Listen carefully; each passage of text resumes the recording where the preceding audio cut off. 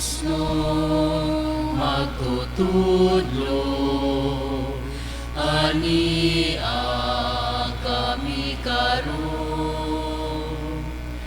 Binuksan ang kasing-kasing sa imong pulong. Ininintigong imo kaming gitawag,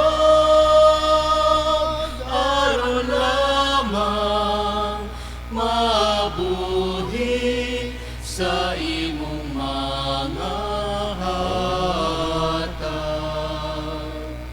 Aron lamang mabuhi sa imong mga hatag.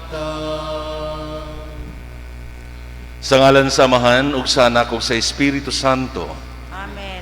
Ang Ginoo manaa kaninyo. Manaasam kanimo. Mayong buntag mga igsoon.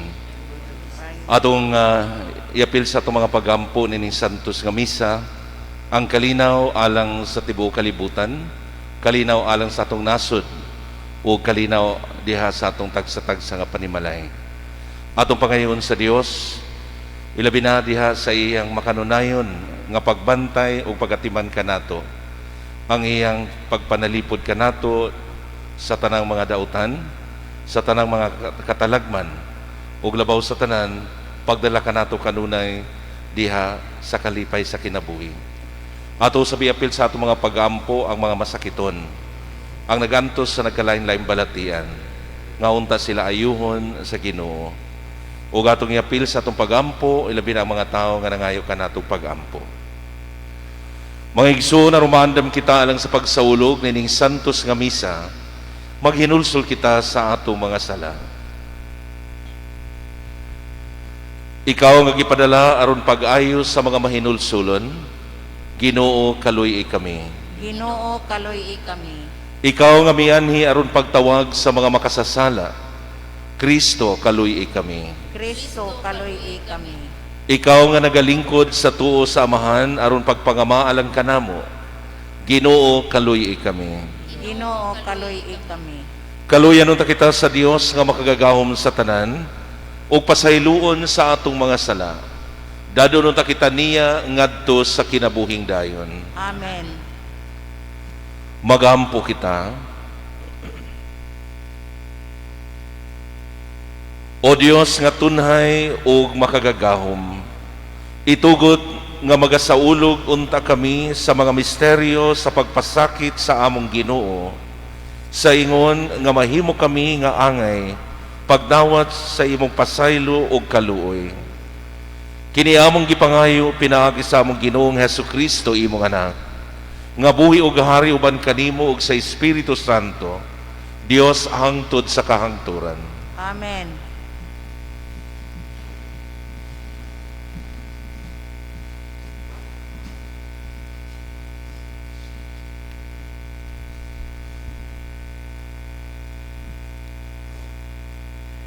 Kinutlo gikan sa basahon ni Propeta Isaías. Pamati kanako o kapuluan, ug patalinghog kamong katawhan nga atuas sa layo. Gipili ako sa Ginoo didto pa sa tiyan sa akong inahan, gihatagan ako niya sa akong ngalan. Gihimo niya ang akong dila sama sa usa kahait nga espada. Gipanalipdan ako niya diha sa landong sa iyang kamot. Gihimo ako niya nga usa katalinis nga udyong, ug gitaguan ako niya diha sa iyang sudlanag pana. Ug giingnan ako niya, Israel, sulugoon ko ikaw, ug pasidunggan ako tungod kanimo. Apan miingon ako, kawang lamang ang akong kahago, gigamit ko ang akong kusog sa wala lamay hinungdan. Apan siya ang muhatag kanako hustisya ug ang muganti kanako.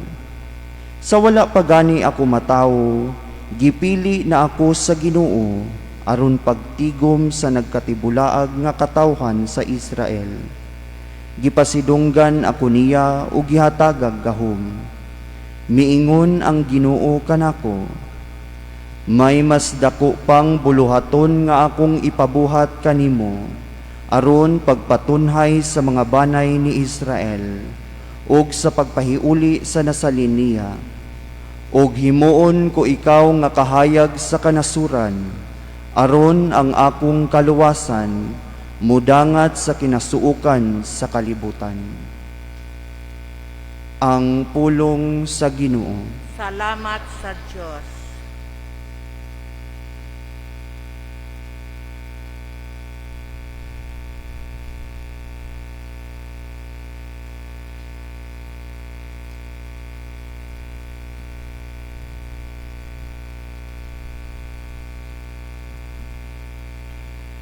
Awitan ko ang imong kaluwasan. Awitan ko ang imong kaluwasan. Kanimo o Ginoo nagadangup ako. Ayaw gayud itugot nga ako kaulawan. Sa imong katarong luwasa ako ug palingkawasa ako. Ipaabong ang imong dunggan kanako ug tubaga ako. Awitan ko ang imong kaluwasan. Pagka himong akong matuod nga dalangpanan, usa ka kuta nga manalipod kanako. Kay ikaw man ang akong bato ug akong kuta. O Diyos ko, luwasa ako sa kamot sa dautan. Awitan ko ang imong kaluwasan. Kay ikaw ang akong kalauman o Ginoo, ang akong gisaligan o Diyos, gikan sa akong kabatanon.